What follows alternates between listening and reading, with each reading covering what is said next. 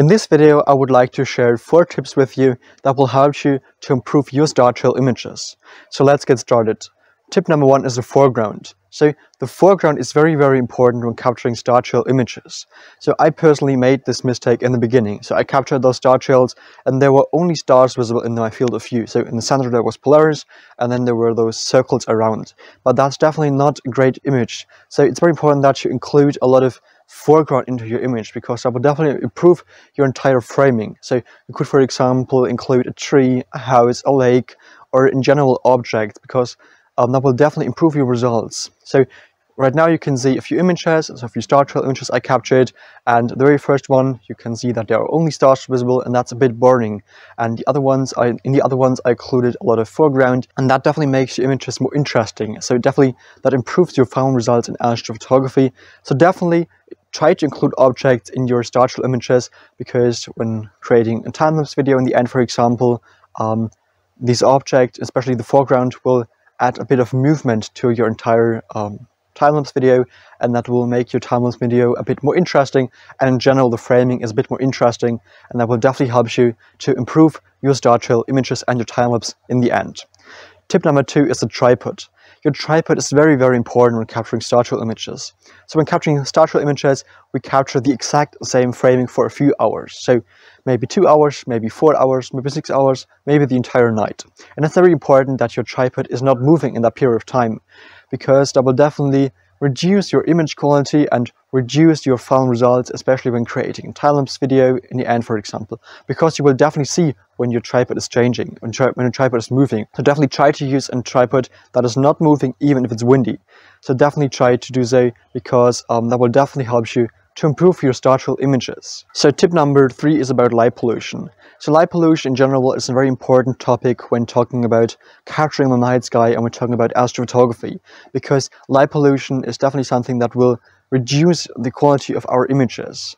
But the good thing about creating Startrails is that you can capture those Startrails when there's light pollution and when there's no light pollution. For sure, when there's less light pollution, that will definitely improve your your results even further.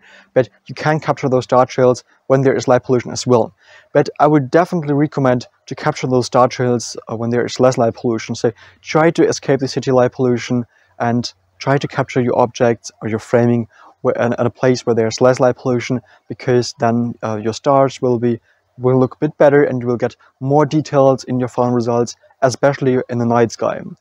I mean, when there's light pollution, you can capture your images as well, and then the foreground will be a bit brighter, which is good as well. But in general, you can say that your images will be better when there's less light pollution. So try to capture your Startrails in a place where there's less light pollution, because that will definitely help you to improve your final results. Tip number 3 is the moon. So in general in astrophotography, we try to capture our deep sky objects when there is no moon or when the moon is on the horizon. And that's the exact same for capturing Startrail images as well. So when capturing Startrail images, plan those images. So try to capture your Startrail or time-lapse videos of the night sky when there is no moon, or when there is new moon, or when the moon is on the horizon, because that will definitely help you to improve your final results. For sure, you can capture those Startrails when there is a full moon or a moon in general. I made that myself a month ago, and the moon definitely helped me to include a bit of movement into my time-lapse. So it definitely had a positive impact on my final results. But without the moon, my time-lapse video, perhaps it would be even better. So definitely try to plan your session and try to capture the objects when there's no moon, because then you will get more details especially in the night sky, and that will help you to include more details in the final results. So perhaps you will then see the Milky Way as well in your time-lapse, which will help you to improve the Startrail even further. So these are 4 tips I would like to share with you, and these 4 tips help me to improve my Startrails definitely. So in the beginning, my Startrails were not that good, but when using those tips, they helped me to get my Startrails better. I really hope that these tips were helpful to you as well.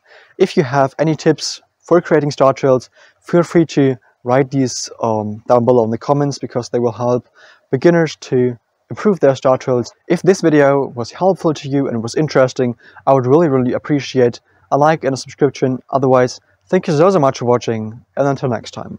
Clear skies, Felix.